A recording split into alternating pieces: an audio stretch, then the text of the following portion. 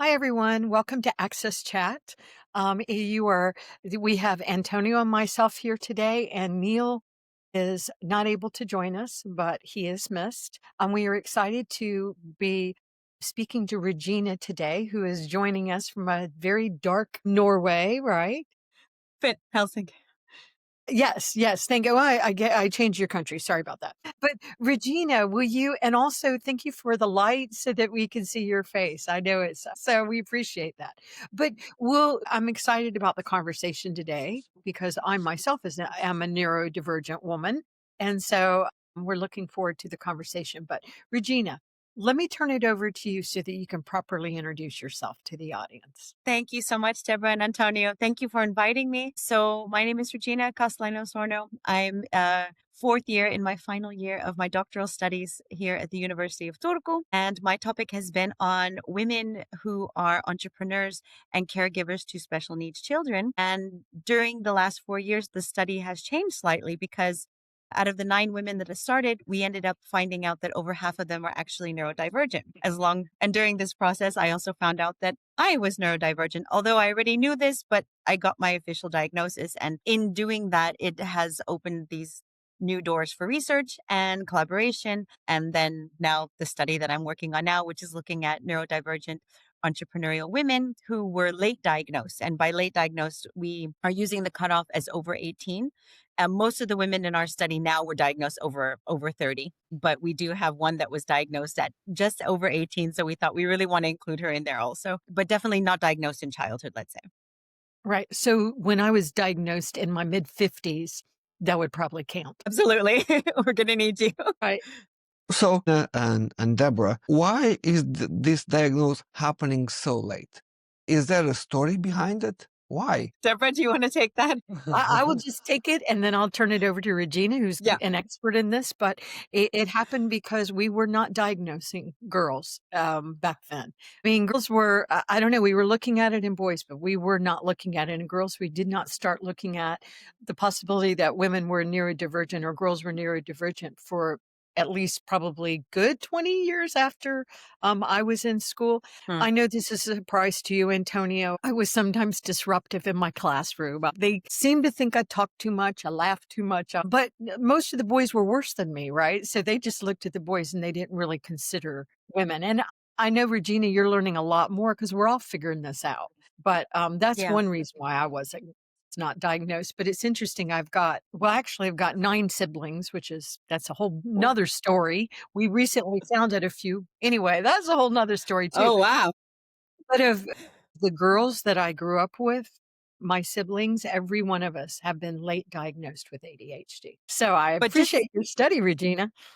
Yeah, and just echoing what you said, Antonio, yeah, it's very, very common that women or girls are, especially adolescent girls, are more likely to be diagnosed with depression or anxiety, and they don't think of it as it being any kind of neurodivergent trait, whether it's autism or ADHD or anything else. So I think that's it. There's a lot of misdiagnosis, and it's not for a lot of women, it's not until they actually hit perimenopause, menopause, where they start actually thinking that it's not perimenopause or menopause. I have friends who have been diagnosed bipolar. They've been taking antidepressant medication for the last 25 years. Then they hit menopause.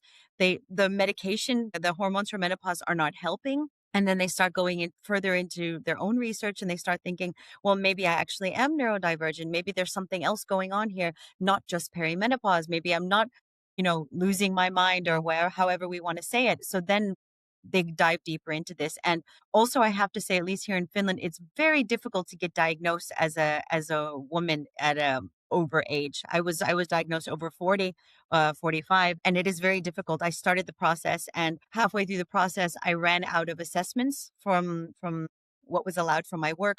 And I had to get the approval of the head doctor to continue with the assessments.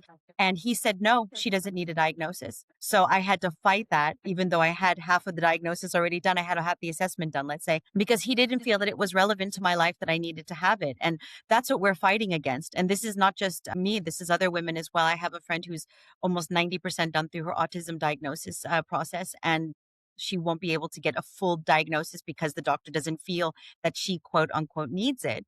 And this is a struggle because, not having the diagnosis really invalidates your experiences and it invalidates all the struggles we go through. So there is validation with the diagnosis, even though it might not seem necessary for some people. It validates what we've already been experiencing our whole life. I also think that we're probably in the United States. Some people feel we're overdiagnosing people. So I Mhm. imagine in different countries it's handled different ways. Also, my own experience, and I don't know if this is true across the board, but I actually have multiple diagnoses. Mhm.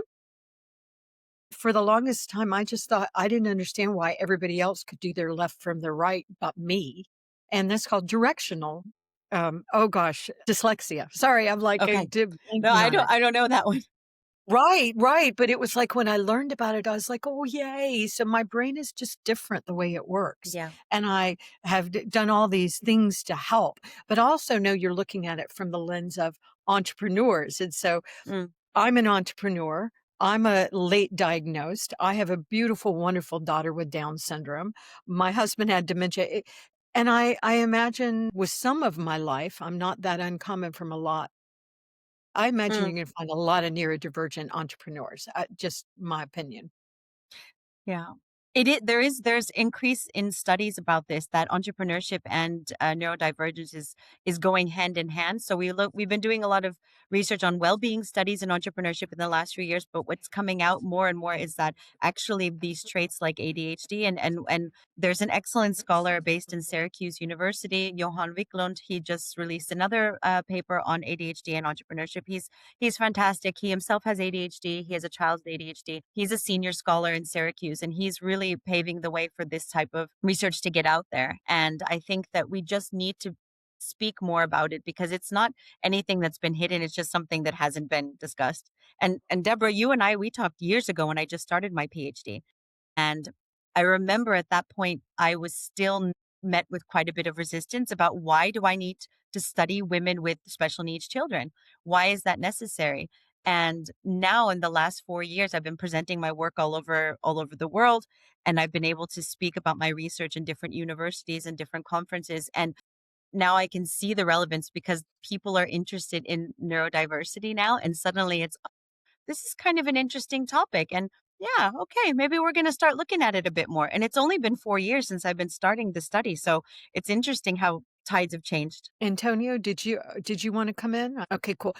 And I wonder, I would say this: you're interesting timing when you're saying 4 years, and I'm thinking of timing here in the United States. So it's been a Mm, long few years for some of us.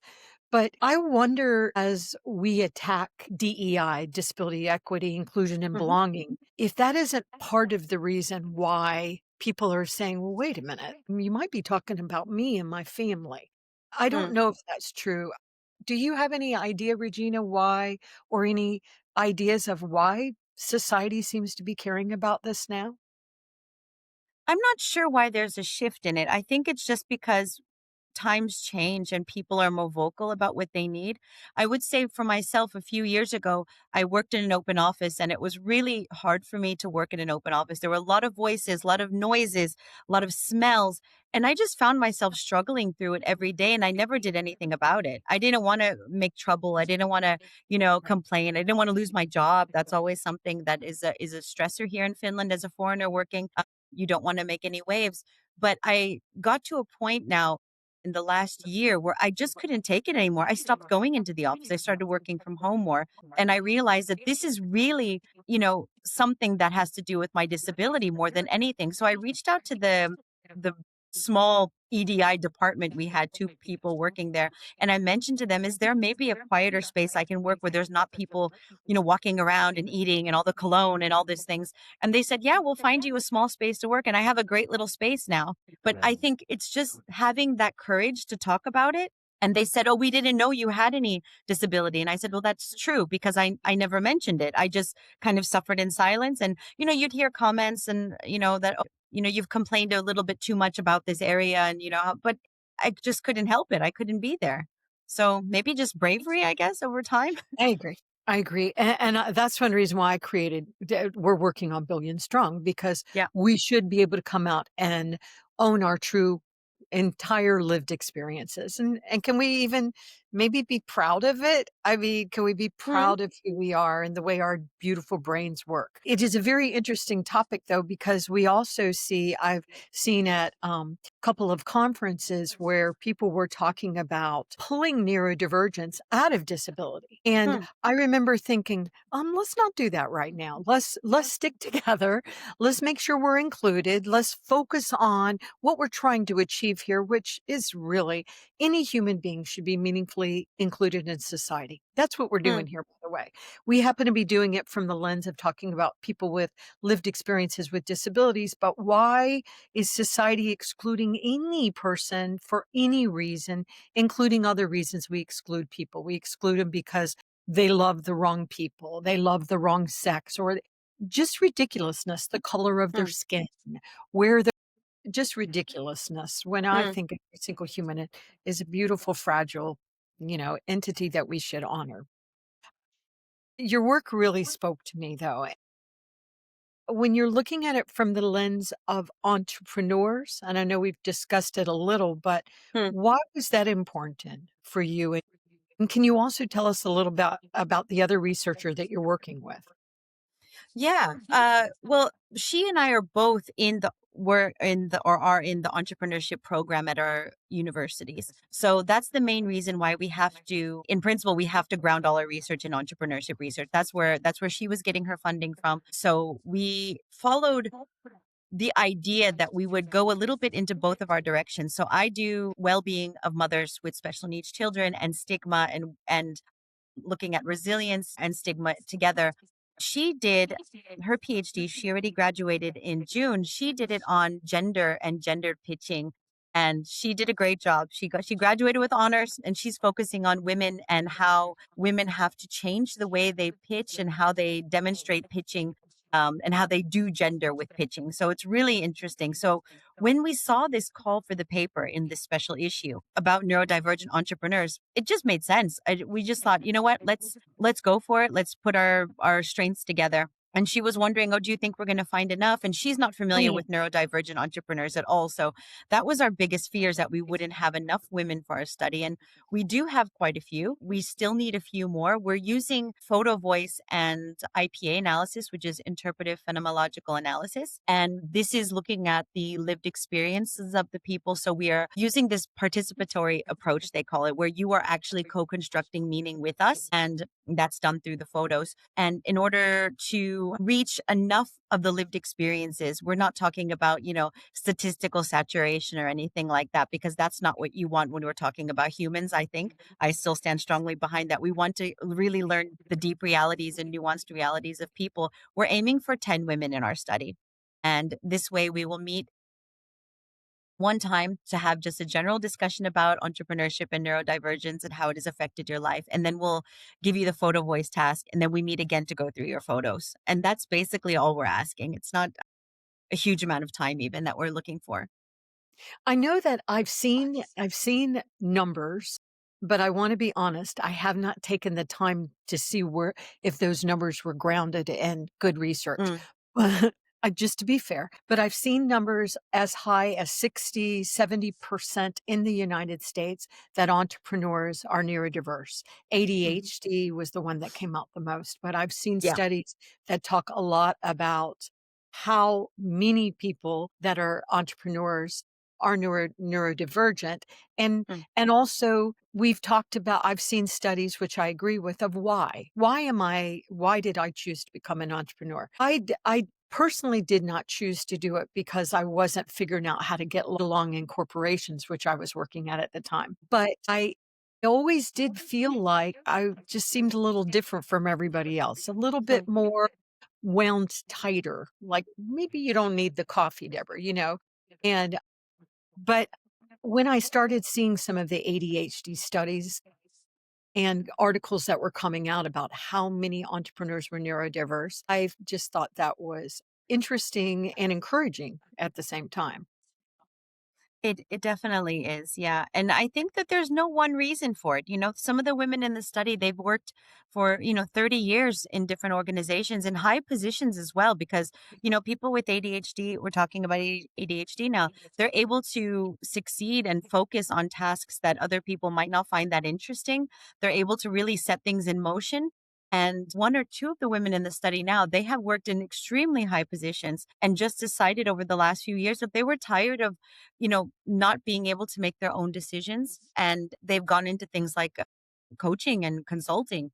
And also for neurodivergent women, especially, they've gone into this type of field. And I think that has something to do with it. For me, I was an entrepreneur for 4 years. I had my own cupcake business when my children were small. And I felt like it was the happiest I'd ever been. I was able to work in times that I felt fit around my family life, and I was able to do something that really brought me joy.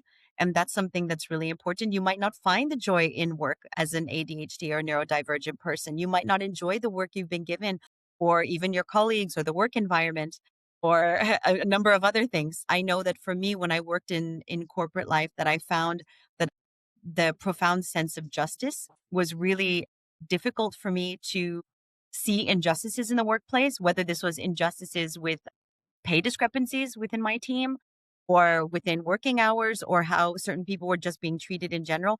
I kept speaking up and I kept being asked to stop speaking up. And that made things really difficult for me. I had a lot of stress and anxiety thinking I can't go back to a company that's asking me to, you know, turn my back when somebody I know is getting treated badly. And I think a lot of ADHD people have this intense sense of justice, and I do. it's really tough. It's tough when you have to be told to stop doing that. I can't. Stop protecting people. Stop Ooh, I doing don't that. think It's not I don't nice. think I could do Let that. let us No, mistreat them. You must let us mistreat people. Stop it. we talked about the difficulties in having a diagnose on and but that we see all over the media sometimes, even on the entrepreneur narrative, a kind of okay, no, this person very successful claims to be neurodivergent, but we know that the lives of most people is not as easy and not comes from that privilege. How do you see we, when we talk about neurodiversity, keep a balance and keeps the reality grounded and don't create this kind of, don't romanticize this. I have this condition. Maybe I can aspire to be a very successful person. How we keep things on the ground? Yeah, that's really interesting. I think that I don't know anybody in at least that I've studied that romanticizes this. I think that it's a real struggle. And because I'm working with women who have struggled with this most of their adult life, I think that it's mainly a sense of relief that they can Yeah. sometimes feel safe to reveal this. Not even the women in our study, not all of them talk about being neurodivergent. They may work with neurodivergent people, but they might not lead with that when they're presenting or pitching. So I think there's still some kind of stigma behind it. I don't know if that answered the question. Deborah, you Yeah. want No, to comment? well, I remember when I first started. Once again, I'm in my late 60s, and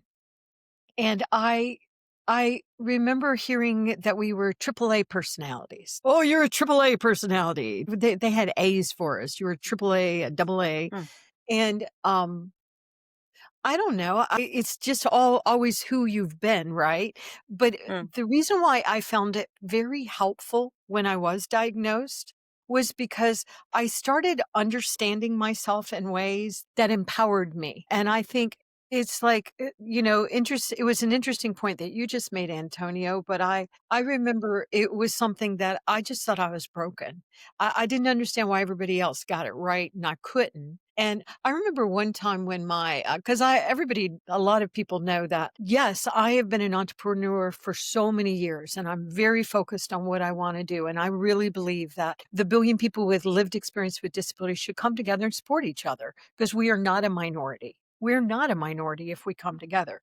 But it just was really interesting when I did understand that I was neurodiverse because some people were saying things at the time, even when I was diagnosed. People were making comments like, "Oh, I'm so sick of these people that are talking about disabilities, but they don't have a disability. Look, now they're making up these disabilities so they can be.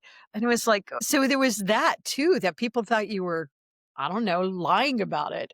Mm, So it is, once again, as society is shifting and moving, and once again, as we're attacking people that have lived experiences with disabilities. Are you mm, disabled enough? Or Yeah. my No, daughter, no. I'll just say this I'm one. saying, yeah. My daughter with Down syndrome, there have been times when she wasn't included in disability parties or things because she wasn't disabled enough. And so I'm thinking it's so confusing, society. mm. Just say, wanted to say that. Go ahead, Antonio. No, because I have some friends who have autistic children, and they are in different levels of the spectrum. Some of Mm, them are independent, and while others they will need support for life. And sometimes when we use the word autistic, it's almost like they are in the same room, but in reality they are in two they are two completely different people that are going to have completely different lives. And sometimes exactly. yeah, we talk about autism, and we might talk about, this person has this kind of capacity and skills, but many people will need support for their Mm. lives in order to survive, basically. I mean, exactly. And we have to really destigmatize this. I mean, my son is intellectually disabled. He is nearly 18 and he is cognitively about 4. So he will always need support. And he doesn't look disabled. And so this is often a challenge that it is not until somebody tries to speak with him that it is a reality. But I think that one of the things I just keep, like with Deborah, we are so strong in how we are speaking about things. I just had one of the worst traveling experiences this last year, traveling in France in the airports with my sunflower lanyard. And this is an international symbol for someone who has a hidden disability. Now, this can be anything from asthma to cancer to autism to Tourette's to any kind of menopause or any kind of hidden disability, right? And I wear this lanyard proudly and I wear it in the airports. And I remember I was so frustrated. I was in a smaller town and they have an international airport and I had the lanyard and I said, "Do you mind if I board first? Because I have an anxiety disorder and it is easier for me if I can board first and get everything settled in." And the response was, "Well, where is your wheelchair?" And I said, "I don't have a wheelchair." And she said, "Well, you can't board the plane unless you have a wheelchair." And I said, "But I don't need a wheelchair." And I waited there. Then she called someone. They then arrived with a wheelchair and said Oh, that the only way I would be able to board early is if I got in the wheelchair. And I said, I just went on this, tirade. I don't speak French. It didn't yeah. matter. I got on the plane. And then when I arrived in Paris, which was my connecting place, I asked the same thing at Paris airport, big, big international airport. And the response was, "Where is your wheelchair?" And I said, "Oh, dear God, this is not happening in Paris." And so I said, "Have you also not been informed what the lanyard means? But also, because I mean, it's accepted, the lanyard is accepted around the world. So this is for number one thing. Why adopt the lanyard in an airport if you're not going to educate your staff about it? First thing. Second of all, we have to understand invisible disabilities better, whether it's, you know, anything. I'm not even going to list them. So I sent a very strongly worded letter to Air France and explained that this was the situation. And they said, "We apologize and we thank you so much for this. We are now going to have like some type of educational info session for the airport staff because nobody with an invisible disability should have to fight this hard." And I keep thinking every time I go through this, I'm strong enough to fight this. My son wouldn't be. Maybe other people's children wouldn't be. They themselves, neurodivergent women who have experienced stigma and shame their whole life about their disability, they wouldn't be strong enough to fight this. So that's why I fight so hard. That's why I don't stop talking. And because I think we are speaking for the millions who are not able to do this. Billions. Billions, Just, actually. just Uh, is. Sorry, but it's the reality. It is billions. So yeah. so how important, considering the fact that we talking about late diagnosis, how we can involve younger women in this conversation? How Mm, can have this kind of a shared experience, between Deborah, yourself, with younger women, for them to be more aware and somehow be more confident about themselves by talking with people like both of you. Go ahead, I, Regina. I just think that, I have a lot of opinions about social media, but one of the things I think it's really good for is to help younger people who are dealing with struggles, whether it's sexuality or neurodivergence. I think that social media is great for that. There are many platforms where there are strong people talking about this, ourselves included. So I think that that's one thing, is to just keep talking and keep destigmatizing. I think that's the main thing.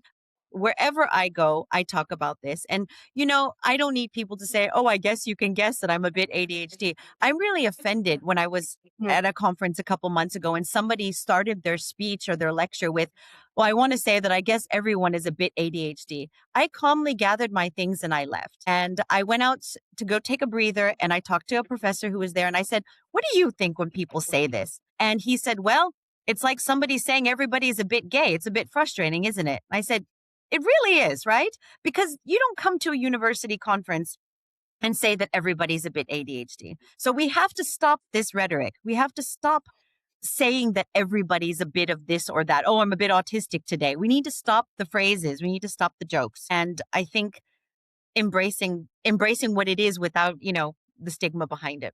I'm on a I soapbox here. Oh my God. Well, but it's true. Just I want to before I know that we are out of time, but I Ah, have a colleague who is blind. Her name is Jasmine, and she lives in the Philippines and she just got engaged. So she's in New Zealand. On her oh, flight nice. out of the Philippines to New Zealand, she was actually stopped because she was a woman traveling alone and she was blind. And they said, you can't board the plane. Now, she had just gotten on another plane and flown there. And I believe this was in Manila. And they're like, no, you can't do it. You can't do it if you're blind. She fought and fought and fought them. She had to threaten them with legal action. Finally, they let her get on the plane. We shouldn't have to fight so hard. This woman is obviously blind. She doesn't need a wheelchair. It just the way people treat you is just really terrible. And so I think your work is very important and we really applaud it. When do you think when will you'll have some findings that you'll be sharing? Yes. Is it going to turn into a book? Is it going to be a book series? What are y'all thinking about as you gather this data? That's a really good question. At the moment, we're aiming just to submit the paper before June, I think is the deadline. And we're hoping that this fantastic journal, it's the Entrepreneurship Region and Development Journal. We hope that they'll accept it. If they don't accept it, we will find a place for it. That's it. I mean, research Okay. that we do is never going to go, it's not going to go unused. That definitely not. Academia is like that now. We've both experienced, rejections, and you just have to keep going forward. I mean, there's different reasons for every rejection that I've received. It's never been about the content or the topic. It's always just about the fit for the journal. So I think we have to remember that again, like when we think about where we fit in the world, is that we just have to keep going forward. And I think also, for example, one small antidote. My husband, we're very open about talking about our son. And my husband is a scientist and he was at some kind of work function and there were people visiting from different countries, and he mentioned that he had to go because our intellectually disabled son needs us to be home by a certain time because he comes home with a taxi and he needs us there. And one of the men at the table got very quiet and he said, oh, you're talking about your son. And my husband said, yeah, he's part of our life. Why wouldn't I? And he kind of broke down at the table and said that he has an intellectually disabled child, but he doesn't feel like he can talk about her in work settings, in any setting. And he Right. really thanked my husband for talking about our child in a way that was so natural, like you would talk about any other child. And I tell that story everywhere because I think, wow, to think this poor man has been having to hide his child's identity because of the fear of how other people would see him or see his child, that we need to stop. That I we agree, need to but be, we are still doing that. I have yeah. a good friend that I will not tell her name who is a senior manager, and she has a son with Down syndrome, and she met me and heard how I talked and she was like, "Deborah, I was embarrassed. I'm not embarrassed of my son, but I don't want people to decide that he's not good enough." Mm. So she said, "I never had a family portrait on my desk." She said, Oh my "After gosh. you talk, I proudly put it on my desk. And she said, my coworkers were so supportive. So people, it is a shame that we do that, that we make people not Yeah. feel that they can talk about their brilliant, amazing children, no matter how they facilitate it. My daughter Yeah. isn't broken because she has Down syndrome. She's not. She just happens to have Down syndrome, and also she has autism as well. She's on the spectrum, which is Mm. not uncommon with Down syndrome. But I think the work is very, very important. And I want to say to you, Regina, if for some reason they do not accept the paper, please, the research, come to me. I promise you, I can find journals that would love to do it. And I know Thank Billion you. Strong would love to publish it. So, Thank as you. you said, you focus on the research, you get the data, and if for some reason somebody's going to be silly on the other end, we'll help you. We'll help make Thank sure that you. it's out. So, but in the meantime, Regina, I will first of all, let me thank Amazon for keeping us on the air. We are so blessed by them and thankful for them. And also, Regina, do you mind letting the audience know how they can follow you? I mean, how they could find out about the work and track what you're doing. And also, I'm hoping whenever it does publish that you'll come back on and talk about it so that Oh, the yes. knows how to get it and everything. So, but let me give you Yes. the last words. Yes, thank you so much, both of you, for having me. I think it's so important. I love to speak about my work. I think this is really important. Like you said, there's nothing for us to be ashamed of about us or our children. I'm going to keep advocating about this until my last breath. So you can find me on LinkedIn. I'm not sure. I'll give you the link. I'll give you guys the link so you can find me. That's the easiest way to do it. I know that my work email, the school email, has quite a bit of filter, so I don't want to give the email address because I might not even get the emails. And you'll I get just spam. realized it Please, didn't. please don't say your email Yeah, or your phone number. no. You can So give it to yeah, LinkedIn, I'll give the but LinkedIn. Yeah, that's we easier. are a lot of people watch the show, so we would prefer you not Yeah, doing no, that. that's perfect. No, and definitely, I will come to you and we'll talk about the paper when it gets published. It will be published. That's how I see it. It will be. Just don't know when, Oh, but it it will will be. be. It will be Yeah. published. It'll just be interesting to see where it is published. But I know Billion Me, Strong I know, right? in publishing Yeah, it. If the first one doesn't come through, come to me and I will make I sure that will. it is published. So, all right, Regina, thank you so much for the work Thank you're doing. you. It's such an important conversation. It's sort of a shame that we're still having these conversations, but we obviously need to. Yeah, And we need to do it. We need to look at the lenses also from females because often research is only done on men. And we see this over and over and over and over yeah, again. There are women in the world. We're yeah. also not minorities. We are, yeah, but but yes. But thank you, Regina. Thanks again to Thank Amazon, you. Antonio, and Neil. And we'll see everyone later. Thank you. Bye.